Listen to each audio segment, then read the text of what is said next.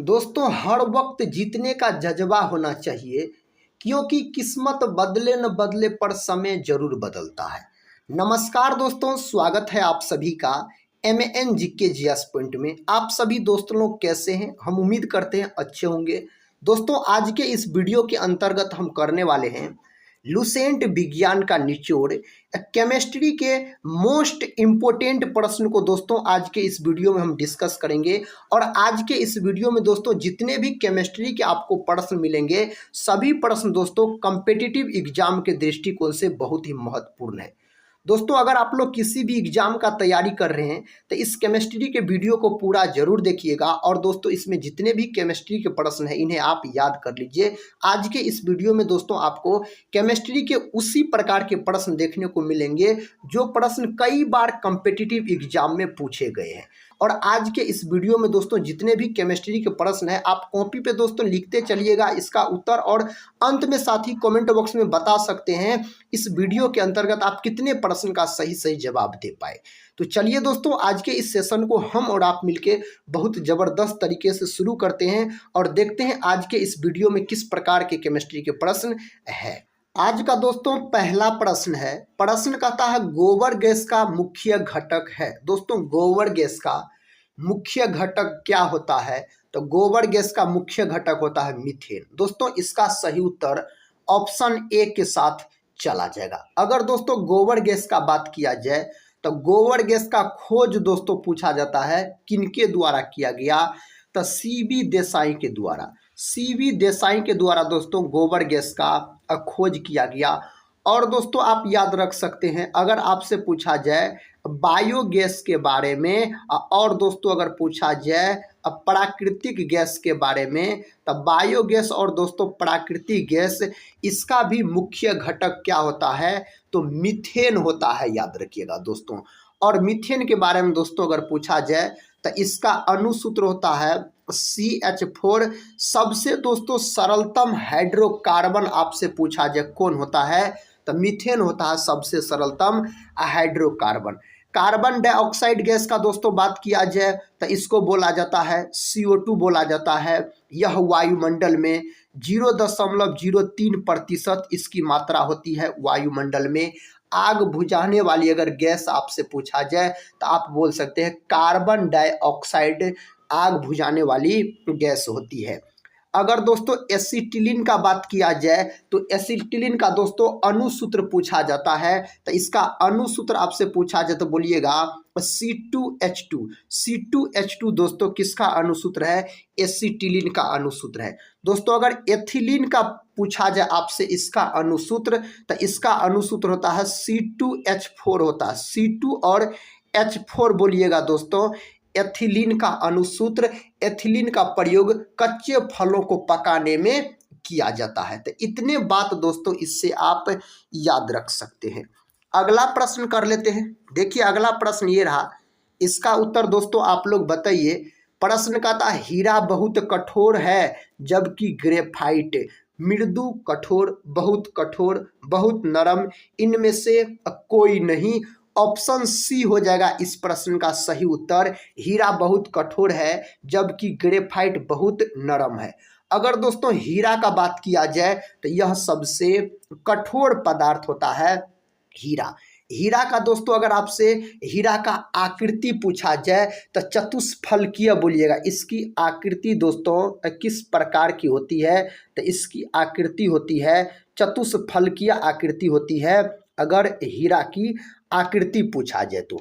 अगर दोस्तों हीरा का प्रसंकरण पूछा जाए तो sp3 होता है। क्या होता है? तो sp3 होता है। यह भी दोस्तों आप याद रख सकते हैं। हीरा का दोस्तों अपवर्तनांक पूछा जाए तो 2.42 होता है हीरा का अपवर्तनांक। हीरा और ग्रेफाइट दोनों दोस्तों कार्बन के अपरूप होते हैं। और हीरा दोस्तों किसके कारण चमकता है? तो पूर्ण आंतरिक परावर्तन के कारण चमकता है। इतने बात दोस्तों आप हीरा से याद रखिएगा बहुत जबरदस्त तरीका से। अब दोस्तों हम ग्रेफाइट का बात करते हैं। तो ग्रेफाइट होता है दोस्तों अधातु लेकिन विद्युत का सुचालक होता है, याद रखिएगा ग्रेफाइट। ग्रेफाइट का प्रयोग दोस्तों पेंसिल बनाने में किया जाता है। और ग्रेफाइट का अगर आकृति पूछा जाए तो षटफलकीय होता है ग्रेफाइट का आकृति। ग्रेफाइट का दोस्तों प्रसंस्करण पूछा जाए तो sp2 होता है, इसको भी याद रखिएगा आप। और ग्रेफाइट को दोस्तों काला शीशा के नाम से जाना जाता है। क्या कहा जाता है? काला शीशा कहा जाता है। इतने बात दोस्तों आप ग्रेफाइट से याद रख सकते हैं। अगला प्रश्न कर लेते हैं। देखिए दोस्तों, अगला प्रश्न आपके सामने है, छोटा सा प्यारा सा। इसका सही उत्तर आप लोग लॉक कीजिए, कौन ऑप्शन में दिया गया है। प्रश्न कहता है न्यूट्रॉन की खोज किसने की? बताइए दोस्तों, इसका उत्तर न्यूट्रॉन का खोज किनके द्वारा किया गया? किनके द्वारा किया गया? जेम्स चैडविक नामक वैज्ञानिक के द्वारा न्यूट्रॉन का खोज किया गया। कब किया गया दोस्तों न्यूट्रॉन का खोज? तो 1932 ईस्वी में न्यूट्रॉन का खोज किया गया। न्यूट्रॉन दोस्तों उदासीन कण होता है, याद रखिएगा, इस पर कोई आवेश नहीं होता है। जे थॉमसन का बात किया जाए तो जे थॉमसन साहब ने इलेक्ट्रॉन का खोज किया। इलेक्ट्रॉन का खोज दोस्तों कब किया गया? तो 1897 में इलेक्ट्रॉन का खोज किया गया। इलेक्ट्रॉन दोस्तों ऋणावेशित कण होता है, याद रखिएगा। अगर गोल्डस्टीन का बात किया जाए तो गोल्डस्टीन ने दोस्तों प्रोटॉन का खोज किया। अब इसका नामकरण दोस्तों प्रोटॉन का किसने किया? तो रदरफोर्ड ने प्रोटॉन का नामकरण किया। गोल्डस्टीन ने दोस्तों इसका खोज किया प्रोटॉन का 1886 ईस्वी में इसका खोज किया गया और नामकरण इसका किया रदरफोर्ड ने। अगर दोस्तों गोल्डस्टीन के बारे में आपसे पूछा जाए तो रदरफोर्ड और गोल्डस्टीन में से कोई एक विकल्प में दिया रहेगा, तो विकल्प के अनुसार आप उत्तर लगा सकते हैं। और दोस्तों बात किया जाए रदरफोर्ड का, तो रदरफोर्ड ने दोस्तों परमाणु के नाभिक का खोज किया। परमाणु के नाभिक का खोज दोस्तों किनके द्वारा किया गया? रदरफोर्ड के द्वारा किया गया। परमाणु के नाभिक की त्रिज्या पूछ लेता है एग्जाम में, तो परमाणु की नाभिक की त्रिज्या पूछा जाए तो 10⁻⁻15 मीटर होता है। इन्हीं को दोस्तों एक फर्मी भी बोला जाता है, 10⁻15 मीटर को याद रखिएगा। अगर दोस्तों परमाणु की त्रिज्या पूछा जाए तो 10⁻10 मीटर बोलिएगा। इनको एंगस्ट्रम बोला जाता है, 1 एंगस्ट्रम बोला जाता है, इन्हीं को याद रखिएगा। अगर परमाणु की नाभिक की त्रिज्या पूछा जाए तो 10⁻15 मीटर बोल सकते हैं। अगर दोस्तों हम बात करते हैं इलेक्ट्रॉन, प्रोटॉन और न्यूट्रॉन का, तो परमाणु के नाभिक के अंदर प्रोटॉन और न्यूट्रॉन रहता है। इलेक्ट्रॉन दोस्तों इसके चारों तरफ चक्कर लगाते रहता है। इलेक्ट्रॉन, प्रोटॉन और न्यूट्रॉन में सबसे भारी कण अगर पूछा जाए तो आप न्यूट्रॉन मार सकते हैं। इतने प्रश्न दोस्तों आप इससे याद रखिएगा, इलेक्ट्रॉन, प्रोटॉन और न्यूट्रॉन से। इलेक्ट्रॉन, प्रोटॉन और न्यूट्रॉन से साथी किसी भी एग्जाम का अगर बात किया जाए तो एक प्रश्न जरूर पूछे जाते हैं। अगला प्रश्न कर लेते हैं। अगला प्रश्न दोस्तों आपके सामने है।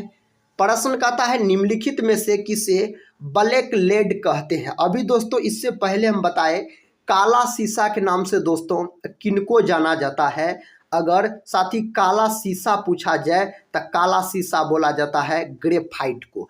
तो ऑप्शन दोस्तों आप बी बोल सकते हैं। इस प्रश्न का सही जवाब क्या हो जाएगा? तो ग्रेफाइट हो जाएगा। ग्रेफाइट होता है दोस्तों अधातु, याद रखिए क्या होता है? अधातु होता है, लेकिन विद्युत का सुचालक होता है दोस्तों अगर ग्रेफाइट का बात किया जाए तो। हीरा दोस्तों याद रखिए, हीरा और ग्रेफाइट दोनों कार्बन के अपरूप होते हैं, इस बात को याद रखिएगा। अगला प्रश्न कर लेते हैं। देखिए दोस्तों अगला प्रश्न ये रहा आपके सामने।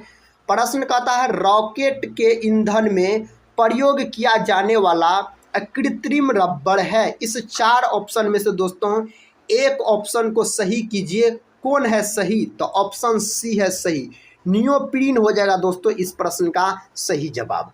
अगर साथी हम रॉकेट का बात करते हैं तो रॉकेट दोस्तों किसके सिद्धांत पर काम करता है? तो संवेग संरक्षण के सिद्धांत पर रॉकेट काम करता है। अगर पूछा जाए रॉकेट न्यूटन के गति के कौन नियम पर काम करता है? तो न्यूटन के गति के तृतीय नियम के सिद्धांत पर दोस्तों यह काम करता है रॉकेट का अगर बात किया जाए तो इसका सही उत्तर आप ऑप्शन सी के साथ लॉक कर सकते हैं।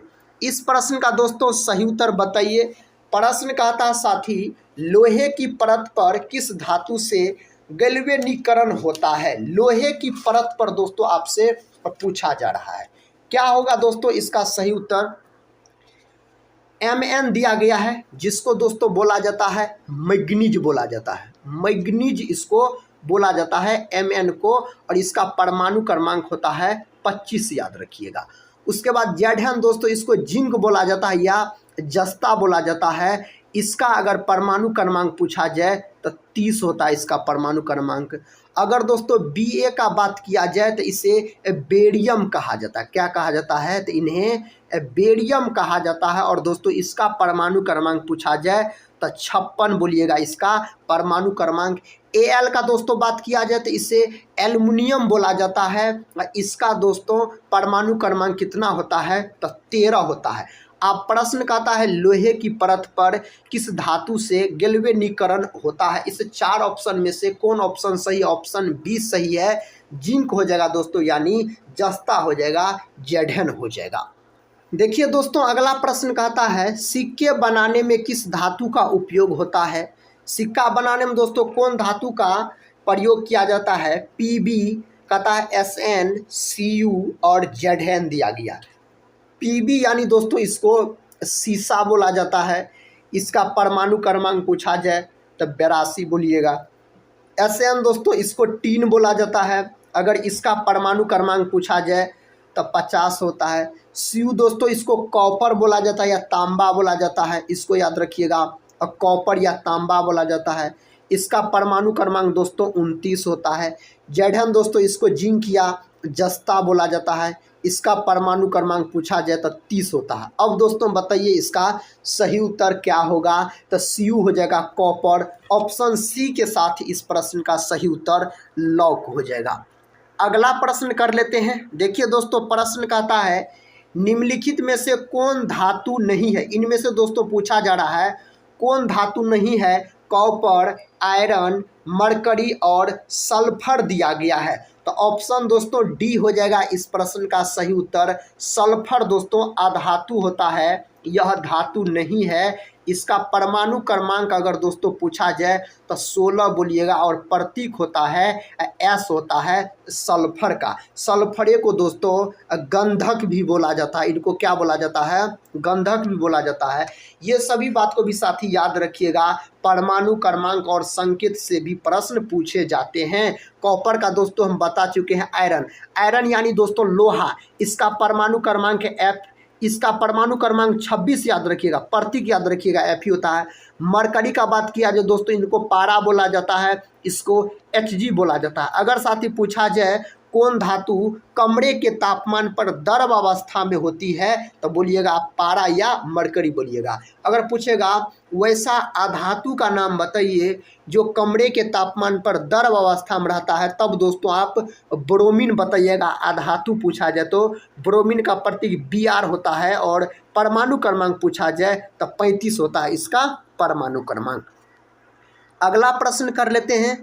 देखिए दोस्तों प्रश्न कहता है मानव निर्मित तत्व है। इनमें से दोस्तों कौन मानव निर्मित कहता है तत्व है? प्लूटोनियम, यूरेनियम 235, थोरियम और रेडियम आपके विकल्प में दिया गया है। तो दोस्तों विकल्प ए को आप लॉक कर सकते हैं। प्लूटोनियम हो जाएगा मानव निर्मित तत्व। अगर साथी प्लूटोनियम का आपसे प्रतीक पूछा जाए तो Pu बोलिएगा, इसका प्रतीक होता है, और परमाणु क्रमांक इसका 94 होता है। U का मतलब दोस्तों यूरेनियम याद रखिएगा, इसका परमाणु क्रमांक 92 होता है। थोरियम दोस्तों, थोरियम का प्रतीक होता है Th याद रखिए, और इसका परमाणु क्रमांक पूछा जाए तो 90 याद रखिएगा दोस्तों थोरियम का परमाणु क्रमांक। थोरियम का खोज साथी किसने किया था? बर्जिलियस नामक वैज्ञानिक ने किया था। अगर दोस्तों रेडियम का बात किया जाए तो रेडियम का प्रतीक होता है Ra। क्या होता है? Ra। इसका परमाणु क्रमांक दोस्तों 88 होता है। रेडियम का खोज साथी किसके द्वारा किया गया? मैडम क्यूरी के द्वारा रेडियम का खोज किया गया। तो इतने बात दोस्तों इससे आप याद रखिएगा। इस प्रश्न का साथी सही उत्तर आप लोग बता दीजिए।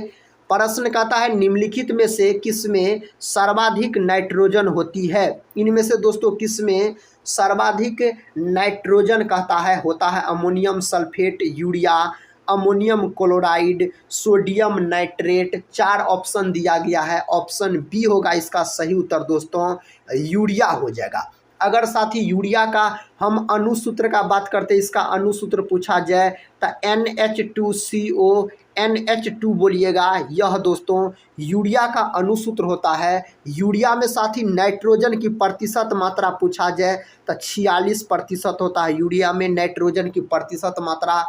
यूरिया प्रयोगशाला में सबसे पहले किसने बनाया यूरिया को, तो वोहलर नामक वैज्ञानिक ने बनाया था। कौन दोस्तों, तो याद रखिएगा वोहलर नामक वैज्ञानिक ने बनाया था। कब बनाया था, तो 1828 में दोस्तों बनाया था। इतने बात आप याद रख सकते हैं। अगर साथी हम बात करते हैं अमोनियम सल्फेट का, तो अमोनियम सल्फेट का अगर दोस्तों सूत्र आपसे पूछा जाए तो इसका सूत्र क्या बोलिएगा, तो NH4 का होल 2 बोलिएगा इंटू SO4 बोलिएगा। यह दोस्तों अमोनियम सल्फेट का अनुसूत्र होता है। एक बार और सुनिए साथी, NH4 का होल 2 इंटू SO4 बोलिएगा अमोनियम सल्फेट का सूत्र अगर पूछा जाए तो। अगर दोस्तों अमोनियम क्लोराइड का पूछा जाए तो अमोनियम क्लोराइड का सूत्र क्या हो जाएगा, तो NH4Cl हो जाएगा। यह होता है साथी किसका सूत्र, अमोनियम क्लोराइड का होता है। अगर सोडियम नाइट्रेट का दोस्तों अनुसूत्र पूछा जाए तो क्या बोलिएगा साथी, इसका अनुसूत्र होता है NaNO3 होता है। NaNO3 होता है सोडियम नाइट्रेट का सूत्र। अगले प्रश्न की ओर बढ़ते हैं। देखिए दोस्तों अगला प्रश्न ये रहा। प्रश्न कहता है जिप्सम का प्रयोग उस प्रकार के मृदा में किया जाता है जो लवणीय है, जल जमाव वाले में है, कहता मृत्तिका है और क्षारीय है। तो लवणीय में प्रयोग किया जाता है। विकल्प ए को आप लॉक कर सकते हैं। अगर साथी जिप्सम का अनुसूत्र पूछा जाए आपसे क्या होता है, तो बोलिएगा CaSO4 इंटू 2H2O होता है दोस्तों जिप्सम का अनुसूत्र। इसमें साथी जल के कितने अणु होते हैं जिप्सम में, तो जल के 2 अणु होते हैं जिप्सम में। यह भी प्रश्न एग्जाम में पूछे जाते हैं, तो ये सबको भी दोस्तों आप याद करते चलिएगा। अगला प्रश्न कर लेते हैं दोस्तों। देखिए प्रश्न कहता है आवर्त सारणी के वर्ग 1 के तत्व है। सामान्य तत्व, संक्रमण तत्व, क्षार धातुएं, कहता लेथेनाइट्स। बताइए दोस्तों इसका सही उत्तर कौन विकल्प में दिया गया है, विकल्प सी में दिया गया है, क्षार धातुएं हो जाएगा। अगर दोस्तों आवर्त सारणी का हम बात करते हैं तो आवर्त सारणी किसने बनाया था, मेंडलीव ने दोस्तों सबसे पहले। किसने साथी, तो मेंडलीव ने साथी सबसे पहले आवर्त सारणी बनाया। कब बनाया था, 1869 में दोस्तों अब बनाया था। अगर दोस्तों आधुनिक आवर्त सारणी का बात किया जाए तो आधुनिक आवर्त सारणी का खोज मोजले के द्वारा किया गया। मोजले बोलिए दोस्तों या मोस्ले बोलिए, मोजले के द्वारा किया गया। आधुनिक आवर्त सारणी का खोज कब किया गया था, तो 1913 में किया गया मोजले नामक वैज्ञानिक के द्वारा। आधुनिक आवर्त सारणी में दोस्तों वर्ग की संख्या पूछा जाता है, तो वर्ग की संख्या आप बोलिएगा 18, कितना बोलिएगा 18 बोलिएगा। और साथ ही आवर्त पूछा जाता है तो आवर्त की संख्या आप बोलिएगा 7 बोलिएगा आधुनिक आवर्त सारणी में। अगर दोस्तों लेथेनाइड का बात किया जाए तो इसका प्रतीक क्या होता है, तो इसका प्रतीक होता है La। क्या होता है, La। और परमाणु क्रमांक दोस्तों इसका कितना होता है, परमाणु क्रमांक होता है 57 होता है। इस बात को भी दोस्तों आप याद रखिएगा। अगला प्रश्न कर लेते हैं दोस्तों। देखिए अगला प्रश्न कहता है एल्केनों का प्रतिनिधित्व करने वाला सामान्य सूत्र है। इनमें से दोस्तों एल्केन का आपसे सामान्य सूत्र पूछा जा रहा है। इस 4 ऑप्शन में से कौन ऑप्शन दोस्तों सही है, CnH2n+2 होता है एल्केन का सामान्य सूत्र। तो ऑप्शन सी हो जाएगा इसका सही जवाब, एल्केन का अनुसूत्र। दोस्तों एक होता है एल्केन, तो एल्केन का सूत्र होता है CnH2n+2 होता है। एक होता है दोस्तों एल्कीन, याद रखिएगा। एक क्या होता है साथी, एल्कीन होता है। अगर एल्कीन का आपसे सूत्र पूछा जाए तब क्या बोलिएगा, तो एल्कीन का सूत्र बोलिएगा CnH2n। यह दोस्तों होता है एल्कीन का सूत्र होता है, आपको विकल्प ए में दिया गया है। एक होता है साथी एल्काइन, क्या होता है, एक होता है एल्काइन होता है। अगर दोस्तों एल्काइन का सूत्र पूछा CnH2n+1 होता है, CnH2n+1 होता है, डी ऑप्शन में दिया गया है। तो इस बात को भी आप याद रखिएगा। अगला प्रश्न कर लेते हैं। देखिए प्रश्न कहता है खाद्य संरक्षण कहता फूड प्रोसेसिंग हेतु प्रयुक्त किया जाता है, किसका प्रयोग किया जाता है इसमें, तो बेंजोइक एसिड का प्रयोग किया जाता है, बेंजोइक अम्ल का प्रयोग किया जाता है अगर खाद्य संरक्षण और फूड प्रोसेसिंग का बात किया जाए तो। इस प्रश्न का उत्तर दोस्तों ऑप्शन डी के साथ आप याद रख सकते हैं। अगर साथी सोडियम कार्बोनेट का सूत्र पूछा जाए आपसे, सोडियम कार्बोनेट का सूत्र बताइए, तो आप बोलिएगा Na2CO3। Na2CO3 होता है सोडियम कार्बोनेट का सूत्र, याद रखिएगा। सोडियम नाइट्रेट का सूत्र पूछा जाए तो NaNO3, यह होता है आपको सोडियम नाइट्रेट का सूत्र। सिरका में दोस्तों कौन अम्ल पाया जाता है, एसिटिक अम्ल पाया जाता है सिरका में। सिरका में पूछा जाए कौन अम्ल होता है तो एसिटिक अम्ल होता है। अगले प्रश्न की ओर बढ़ते हैं। देखिए अगला प्रश्न कहता है सर्वाधिक क्रियाशील हैलोजन है, सर्वाधिक दोस्तों क्रियाशील धातु अगर आपसे पूछा जाए तो आप बोल सकते हैं पोटासियम दोस्तों माना जाता है सर्वाधिक क्रियाशील धातु, याद रखिएगा। कहता सर्वाधिक क्रियाशील हैलोजन है आयोडीन, ब्रोमीन, क्लोरीन और फ्लोरीन दिया गया है, तब फ्लोरीन हो जाएगा दोस्तों। फ्लोरीन से साथ ही दांतों को अधिक क्षति पहुंचती है, इस बात को भी आप याद रखिएगा। अगर दोस्तों ब्रोमीन का बात किया जाए तो यह ऐसा अधातु है जो कमरे के तापमान पर द्रव अवस्था में पाया जाता है। पूछेगा कौन अधातु कमरे के तापमान पर द्रव अवस्था में पाया जाता है, तो आप ब्रोमीन बोल सकते हैं। अगर दोस्तों फ्लोरीन का प्रतीक का बात किया जाए तो F होता है, परमाणु क्रमांक कितना होता है तो 9 होता है। क्लोरीन का बात किया जाए तो Cl होता है, परमाणु क्रमांक इसका 17 होता है, याद रखिएगा। अगला प्रश्न कर लेते हैं। देखिए साथी अगला प्रश्न कहता है प्राकृतिक रबड़ का बहुलक है, प्राकृतिक रबड़ का दोस्तों बहुलक आपसे पूछा जा रहा है तो क्या हो जाएगा आइसोप्रीन। आइसोप्रीन देखिए दोस्तों कौन ऑप्शन में दिया गया है, ऑप्शन बी में, तो ऑप्शन बी को साथ ही आप लॉक कर सकते हैं। प्राकृतिक रबड़ का बहुलक हो जाएगा आइसोप्रीन हो जाएगा। अगला प्रश्न कहता है गो दूध में पीलेपन का कारण है। दोस्तों गाय का जो दूध होता है कहता है यह पीला रंग का होता है, किसके कारण होता है तो यह होता है दोस्तों कैरोटीन के कारण गाय का दूध पीला रंग का होता है। दूध का रंग दोस्तों सफ़ेद किसके कारण होता है तो केसिन के कारण, दोस्तों केसिन प्रोटीन के कारण दूध का रंग सफ़ेद होता है। दोस्तों दूध और दही में अगर आपसे पूछा जाए कौन अम्ल पाया जाता है तो लैक्टिक अम्ल पाया जाता है, लैक्टिक एसिड पाया जाता है दूध और दही में। लैक्टिक अम्ल का दोस्तों अणुसूत्र पूछा जाता है।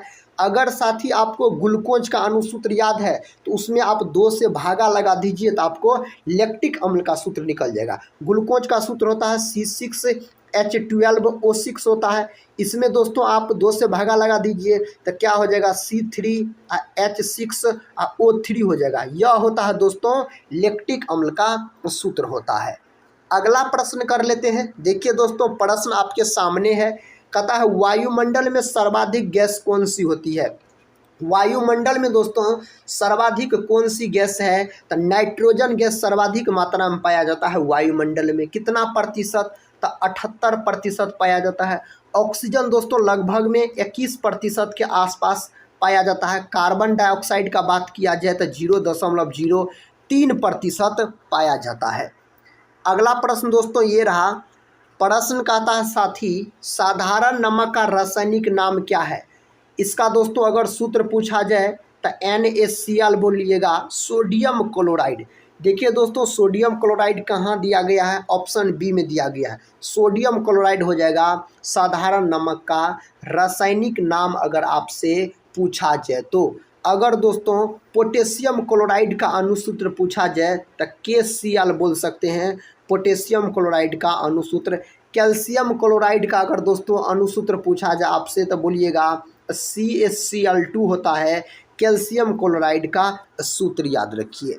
अगला प्रश्न कर लेते हैं। साथी प्रश्न है कहता है स्टोरेज बैटरी में कौन से पदार्थ का प्रयोग किया जाता है? तांबा, सीसा, एल्यूमिनियम और जस्ता दिया गया है। इसमें दोस्तों प्रयोग किसका किया जाता है?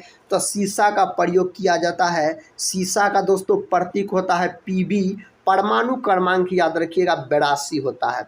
जस्ता दोस्तों इन्हीं को जिंक बोला जाता है, प्रतीक पूछा जाता है Zn और इसका परमाणु क्रमांक 30 होता है। एल्युमिनियम का दोस्तों बात किया जाता है Al, इसका प्रतीक होता है और परमाणु क्रमांक 13 होता है। तांबा दोस्तों जिसको बोला जाता है याद रखिए कॉपर बोला जाता है, इसका प्रतीक होता है Cu, परमाणु क्रमांक होता है 29। अगले प्रश्न की ओर बढ़ते हैं। अगला प्रश्न साथी आपके सामने है। प्रश्न कहता है जब कोयला जलता है तो रासायनिक ऊर्जा तापीय ऊर्जा में बदल जाती है। ऑप्शन ए में दोस्तों इस प्रश्न का सही उत्तर दिया गया है। साथ ही अगर हम कोयला से बात करते हैं तो जितने भी प्रश्न बनते हैं दोस्तों कोयला से सुनिए। कोयला के दोस्तों 4 प्रकार होते हैं। एक होता है एंथ्रासाइट, बिटुमिनस, लिग्नाइट और पीट, जिसमें दोस्तों सबसे उच्चतम कोटि का कोयला एंथ्रासाइट को माना जाता है। एंथ्रासाइट में सबसे अधिक कार्बन की मात्रा होती है, लगभग में 90% के आसपास कार्बन की मात्रा एंथ्रासाइट कोयला में पाया जाता है। साथ ही सबसे घटिया किस्म का कोयला पूछा जाए तो आप बोलिएगा पीट दोस्तों सबसे घटिया किस्म का कोयला होता है। दोस्तों भूरा कोयला पूछा जाता है तो लिग्नाइट को भूरा कोयला बोला जाता है। दोस्तों मुलायम कोयला पूछा जाता है। अगर आपसे पूछा जाए मुलायम कोयला किससे कहा जाता है तो बिटुमिनस के दोस्तों मुलायम कोयला कहा जाता है। इतने बात दोस्तों आप कोयला से याद रख सकते हैं। अगला प्रश्न कर लेते हैं। प्रश्न कहता है निम्नलिखित में से कौन सा नियम गैसों से संबंधित नहीं है? बॉयल का नियम यह दोस्तों गैस से संबंधित है। चार्ल्स का नियम यह भी दोस्तों गैस से संबंधित है। गेलुसाक का नियम यह भी दोस्तों गैस से संबंधित है। फेराडे का नियम, फेराडे का नियम दोस्तों गैस से संबंधित नहीं है, तो ऑप्शन डी हो जाएगा इस प्रश्न का सही उत्तर। तब दोस्तों फेराडे का नियम किससे संबंधित है? तो विद्युत अपघट्य से। साथ ही याद रखिएगा विद्युत अपघट्य से संबंधित है। विद्युत अपघट्य से दोस्तों संबंधित है फेराडे का नियम। नेक्स्ट क्वेश्चन दोस्तों ये रहा। क्वेश्चन कहता है आग बुझाने वाली गैस है। साथ ही सबसे पहले बताए आग बुझाने वाली गैस है कार्बन डाइऑक्साइड यानी CO2 है दोस्तों आग बुझाने वाली गैस अगर आपसे पूछा जाए तो। अगर दोस्तों कार्बन मोनोऑक्साइड का बात किया जाए तो इसको CO बोला जाता है। यह तंत्रिका तंत्र को प्रभावित करने वाली गैस है। रसोई घर में दोस्तों सबसे अधिक मात्रा में कार्बन मोनोऑक्साइड गैस उत्पन्न होती है। अगला प्रश्न कर लेते हैं। प्रश्न कहता है निम्नलिखित में से कौन सा पदार्थ प्राकृतिक रूप से खट्टा है? इनमें से दोस्तों कौन सा पदार्थ है जो प्राकृतिक रूप से कहता है खट्टा है? चीनी, चूना, बेकिंग पाउडर और सिरका दिया गया है। तो दोस्तों इसका सही उत्तर हो जाएगा सिरका। सिरका में दोस्तों एसिटिक अम्ल पाया जाता है। एसिटिक अम्ल पाया जाता है सिरका में। चीनी का अणुसूत्र पूछ लिया जाता है तो C12, H22 और O11 यह दोस्तों होता है चीनी का अणुसूत्र होता है। नेक्स्ट क्वेश्चन देखिए, कहता है निम्नलिखित में से कौन सी धातु प्रकृति में मुक्त अवस्था में पाई जाती है? सोना, चांदी, सोडियम और तांबा दिया गया है। दोस्तों इसका सही उत्तर हो जाएगा सोना हो जाएगा। सोना का प्रतीक का बात किया जाए तो दोस्तों इसका प्रतीक होता है Au, याद रखिएगा सोना का प्रतीक होता है। सोना का परमाणु क्रमांक दोस्तों पूछा जाए तो 79 होता है। चांदी दोस्तों यह विद्युत का सुचालक होता है।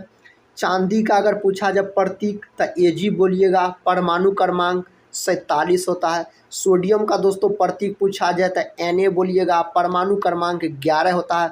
दोस्तों सोडियम से प्रश्न पूछा जाता है, सोडियम को चाकू से काटा जा सकता है। वैसे दोस्तों चाकू से 3 धातु को काटा जा सकता है, सोडियम, पोटासियम और लिथियम। तीनों धातु मुलायम होती है, याद रखिएगा। सोडियम को दोस्तों केरोसिन तेल में डुबाकर रखा जाता है। तांबा का बात किया जाए तो इन्हें दोस्तों कॉपर कहा जाता है। इसका प्रतीक होता है Cu, परमाणु क्रमांक 29 होता है, याद रखिएगा। इसका सही उत्तर हो जाएगा सोना हो जाएगा, गोल्ड। अगला प्रश्न दोस्तों देखिए, प्रश्न छोटा सा प्यारा सा है लेकिन साथ ही एग्जाम के दृष्टिकोण से बहुत ही महत्वपूर्ण प्रश्न है। प्रश्न का था बॉक्साइट अयस्क है। दोस्तों बॉक्साइट किसका अयस्क होता है? एल्यूमिनियम का अयस्क होता है। दोस्तों बॉक्साइट अगर पूछा जाए तो किसका अयस्क होता है साथी? एल्यूमिनियम का अयस्क होता है। दोस्तों बॉक्साइट का अणुसूत्र एग्जाम में कई दफा पूछा गया है, तो बॉक्साइट का अणुसूत्र याद रखिएगा क्या होता है? Al2O3 into 2H2O।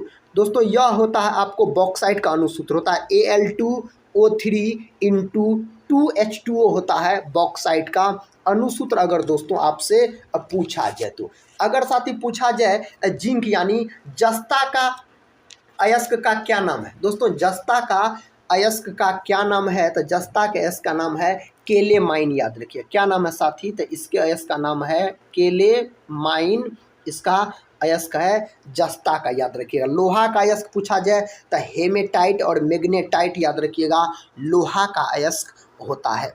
Next question कर लेते हैं। क्वेश्चन दोस्तों आपके सामने है, इसका सही उत्तर बताइए आप लोग। प्रश्न कहता दोस्तों भोपाल गैस त्रासदी में कौन सी गैस लीक हुई थी? भोपाल गैस त्रासदी में दोस्तों कौन गैस का रिसाव हुआ था? मिथाइल आइसोसाइनेट गैस का रिसाव हुआ था। ऑप्शन दोस्तों बी को आप लॉक कीजिए। और साथ ही यह प्रश्न एग्जाम के दृष्टिकोण से बहुत ही महत्वपूर्ण है और कई बार साथी एग्जाम में पूछे गए प्रश्न है। भोपाल गैस त्रासदी का अगर साथी बात किया जाए तो यह घटना कब हुई थी? यह घटना हुई थी 3 दिसंबर 1984 को दोस्तों यह घटना हुआ था। इसके लिए दोस्तों कौन कंपनी जिम्मेदार थी? तो याद रखिएगा यूनियन कार्बाइड नामक कंपनी इसके लिए जिम्मेवार थी। तो दोस्तों यह घटना हुई थी 3 दिसंबर 1984 को। इसमें कौन गैस का रिसाव हुआ था? Methyl isocyanate. याद रखिएगा कौन कंपनी जिम्मेदार थी? Union carbide. अगले प्रश्न की ओर बढ़ते हैं। देखिए दोस्तों अगला प्रश्न ये रहा। प्रश्न का था सूर्य में कौन सा तत्व सर्वाधिक मात्रा में रहता है? सूर्य में दोस्तों वैसे हीलियम और हाइड्रोजन दोनों रहता है, लेकिन दोस्तों सर्वाधिक मात्रा में पूछा जा रहा है तो हाइड्रोजन हो जाएगा। ऑप्शन हो जाएगा बी। अगर दोस्तों पूछा जाए सूर्य में ऊर्जा का स्रोत, नाभिकीय संलयन बोलिएगा साथी। और हाइड्रोजन बम पूछा जाए तो नाभिकीय संलयन हो जाएगा। परमाणु बम पूछा जाए दोस्तों तो नाभिकीय विखंडन हो जाएगा। याद रखिएगा दोस्तों हीलियम का बात किया जाए तो He होता है इसका प्रतीक और परमाणु क्रमांक 2 होता है। हाइड्रोजन का बात किया जाए तो इन्हें आवारा तत्व के नाम से जाना जाता है, इसका प्रतीक होता है H। परमाणु क्रमांक दोस्तों 1 होता है इसका। हाइड्रोजन का खोज साथी हेनरी कैवेंडिश नामक वैज्ञानिक के द्वारा किया गया। हाइड्रोजन के दोस्तों 3 समस्थानिक होते हैं। लोहा का प्रतीक दोस्तों Fe होता है। परमाणु क्रमांक 26 होता है। सिलिकॉन का बात किया जाए तो Si दोस्तों इसका प्रतीक होता है और परमाणु क्रमांक 14 होता है सिलिकॉन का। अगला प्रश्न दोस्तों ये रहा। प्रश्न का था सौर सेल में प्रयोग किया जाने वाला प्रकाश को अवशोषित करने वाला सामग्री है सिलिकॉन, फास्फोरस, कार्बन और रेडियम दिया गया है। इसका सही उत्तर फास्फोरस हो जाएगा। Option B. दोस्तों हम अगर कार्बन का बात करते हैं तो कार्बन साथी होता है अधातु। कार्बन का प्रतीक पूछा जाए तो सी। परमाणु क्रमांक 6। कार्बन के कितने संयोजकता होते हैं? तो 4 संयोजकता होते हैं। सबसे अधिक दोस्तों कार्बन के संयोजकता होते हैं 4। तो यह एग्जाम में प्रश्न पूछे जाते हैं कार्बन के कितने संयोजकता होते हैं? तो 4 याद रखिए। कंप्यूटर की आईसी चिप बनाने में दोस्तों किसका प्रयोग किया जाता है? तो सिलिकॉन का प्रयोग किया जाता है। नेक्स्ट क्वेश्चन कर लेते हैं। देखिए साथी क्वेश्चन आपके सामने है, इसका सही उत्तर आप लोग बताइए कौन विकल्प में दिया गया है। कहता शुष्क सेल में जो ऊर्जा संग्रहित होती है वह है विद्युत, रासायनिक, ऊष्मीय, इनमें से कोई नहीं। तो रासायनिक ऊर्जा हो जाएगा। ऑप्शन दोस्तों बी के साथ इस प्रश्न का सही उत्तर चला जाएगा। अगला प्रश्न कर लेते हैं। देखिए साथी अगला प्रश्न कहता है निम्नलिखित तत्वों में किसका लवण पटाखों में रंग उत्पन्न करता है? तो स्ट्रोंशियम एवं बेरियम हो जाएगा। ऑप्शन दोस्तों सी के साथ इस प्रश्न का सही उत्तर चला जाएगा। अगले प्रश्न की ओर बढ़ते हैं। देखिए अगला प्रश्न कहता है निम्नलिखित गैस सबसे हल्की। कहता निम्नलिखित में से कौन गैस सबसे दोस्तों हल्का है? नाइट्रोजन, कार्बन डाइऑक्साइड, हाइड्रोजन और ऑक्सीजन। दोस्तों सबसे हल्की गैस पूछा जाए तो हाइड्रोजन बोलिएगा। हाइड्रोजन को दोस्तों भविष्य का ईंधन भी बोला जाता है। भविष्य का ईंधन दोस्तों किसको बोला जाता है, तो हाइड्रोजन को बोला जाता है। हाइड्रोजन का ऊष्मीयमान सबसे उच्च होता है, याद रखिएगा। अगर दोस्तों सबसे हल्की धातु पूछा जाए तो लिथियम बोलिएगा। सबसे हल्की धातु होता है जिसका परमाणु क्रमांक 3 होता है, प्रतीक Li होता है। लिथियम को दोस्तों चाकू से भी काटा जा सकता है, यह मुलायम धातु होता है। सबसे हल्की धातु पूछा जाए तो आप लिथियम बोलिएगा, याद रखिए। अगर दोस्तों सबसे भारी धातु पूछा जाए तो ओस्मियम होता है। सबसे भारी धातु ओस्मियम का दोस्तों परमाणु क्रमांक होता है 76। प्रतीक पूछा जाए तो OS होता है इसका प्रतीक। वायुमंडल में सबसे अधिक मात्रा में नाइट्रोजन गैस पाया जाता है 78%। कार्बन डाइऑक्साइड गैस दोस्तों आग बुझाने वाली गैस है। यह दोस्तों कितना प्रतिशत पाया जाता है, 0.03% पाया जाता है वायुमंडल में। ऑक्सीजन दोस्तों कितना प्रतिशत, 21% के आसपास पाया जाता है। अगला प्रश्न कर लेते हैं। देखिए दोस्तों अगला प्रश्न कहता है निम्न में से कौन सी धातु सबसे भारी है। इनमें से दोस्तों सबसे भारी धातु पूछा जा रहा है। अभी साथी तुरंत बताए, सबसे भारी धातु पूछा जाए तो ओस्मियम बोलिएगा। क्या बोलिएगा दोस्तों, तो ओस्मियम होता है सबसे भारी धातु। इसका दोस्तों प्रतीक पूछा जाए तो OS। परमाणु क्रमांक दोस्तों पूछा जाए तो 76 होता है इसका परमाणु क्रमांक। इसमें दोस्तों ओस्मियम नहीं दिया गया है तो ऑप्शन के अनुसार आप चांदी लगा सकते हैं, याद रखिएगा। अगला प्रश्न कर लेते हैं। देखिए दोस्तों अगला प्रश्न कहता है सिरका में कौन सा अम्ल पाया जाता है। एसिटिक अम्ल पाया जाता है दोस्तों सिरका में। ऑप्शन ए हो जाएगा इस प्रश्न का सही उत्तर। साइट्रिक अम्ल का बात किया जाए तो खट्टे फलों में दोस्तों, खट्टे फलों में कौन अम्ल पाया जाता है, तो साइट्रिक अम्ल पाया जाता है खट्टे फलों में। नेक्स्ट क्वेश्चन दोस्तों ये रहा। देखिए क्वेश्चन कहता है प्राकृतिक गैस का मुख्य अवयव है। दोस्तों प्राकृतिक गैस का मुख्य अवयव पूछा जा रहा है तो क्या हो जाएगा दोस्तों इसका सही जवाब, इसका दोस्तों सही जवाब हो जाएगा मीथेन हो जाएगा। प्राकृतिक गैस का मुख्य घटक पूछा जाए, गोबर गैस का दोस्तों मुख्य घटक पूछा जाए, बायोगैस का साथ ही मुख्य घटक पूछा जाए तो आप मीथेन लगाइएगा। मीथेन का अणुसूत्र CH4। सबसे सरलतम हाइड्रोकार्बन मीथेन होता है, याद रखिएगा। दलदल वाले जमीन और धान के खेत में दोस्तों मीथेन गैस उत्पन्न होता है। अगर ब्यूटेन का बात किया जाए तो इसका अणुसूत्र होता है C4H10। यह दोस्तों ब्यूटेन का अणुसूत्र होता है। अगला प्रश्न कर लेते हैं। प्रश्न कहता है निम्न में से कौन सा पदार्थ नाभिकीय रिएक्टर में मंदक का काम करता है। ओजोन, भारी हाइड्रोजन, भारी जल, हाइड्रोजन पेरोक्साइड। दोस्तों इसका सही उत्तर ऑप्शन सी में दिया गया है भारी जल। भारी जल का अणुसूत्र होता है D2O।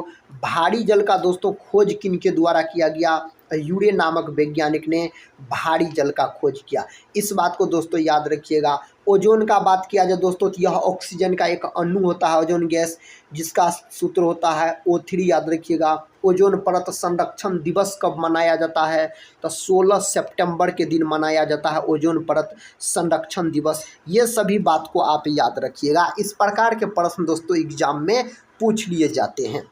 कहता वातावरण में सर्वाधिक प्रचुर गैस है। वातावरण में दोस्तों सबसे अधिक मात्रा में नाइट्रोजन गैस पाया जाता है, 78% पाया जाता है, याद रखिएगा।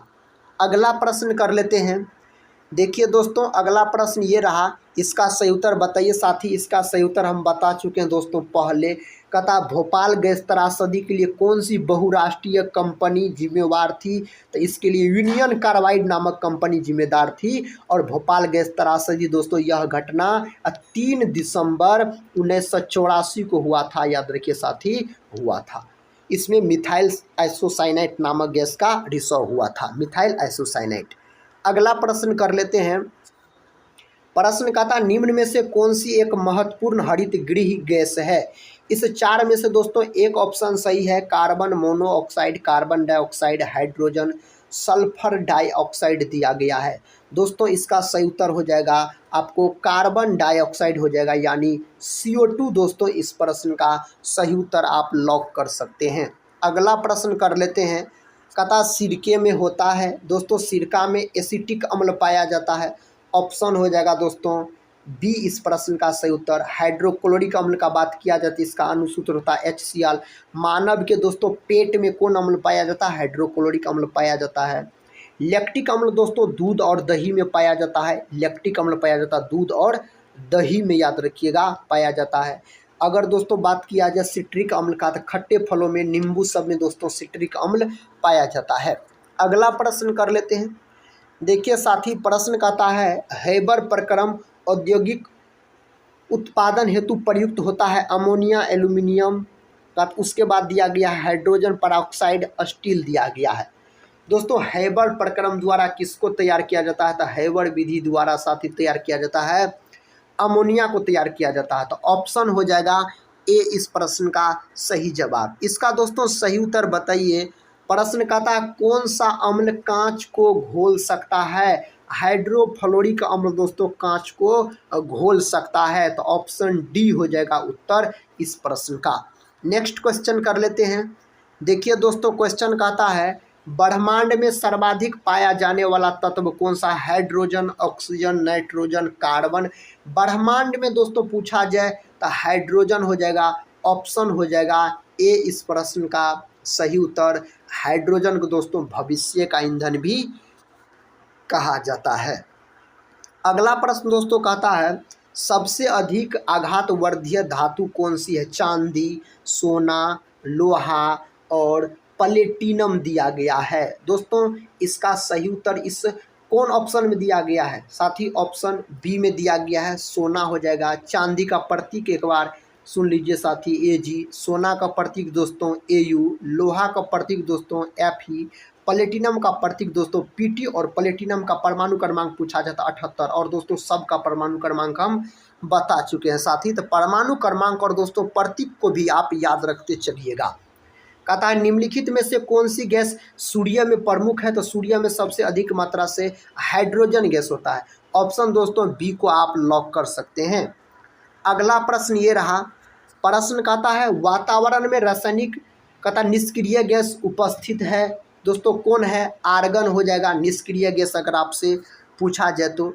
अगला प्रश्न देखिए साथी, प्रश्न कहता है एक तत्व जो प्रकृति में नहीं मिलता परंतु इसे कृत्रिम रूप से बनाया जा सकता है, उस तत्व का क्या नाम है? प्लूटोनियम, होरियम, रेडियम और यूरेनियम भी दिया गया है। बताइए दोस्तों इसका सही उत्तर। इसका सही उत्तर प्लूटोनियम हो जाएगा। यानी दोस्तों इसका परमाणु क्रमांक होता है कितना? परमाणु क्रमांक 94 और प्रतीक Pu होता है प्लूटोनियम का, याद रखिएगा। रेडियम का Ra साथी, इसका परमाणु क्रमांक 88। रेडियम का खोज मैडम क्यूरी के द्वारा किया गया। यूरेनियम का परमाणु क्रमांक 92 और प्रतीक पूछा जाए तो U बोलिएगा।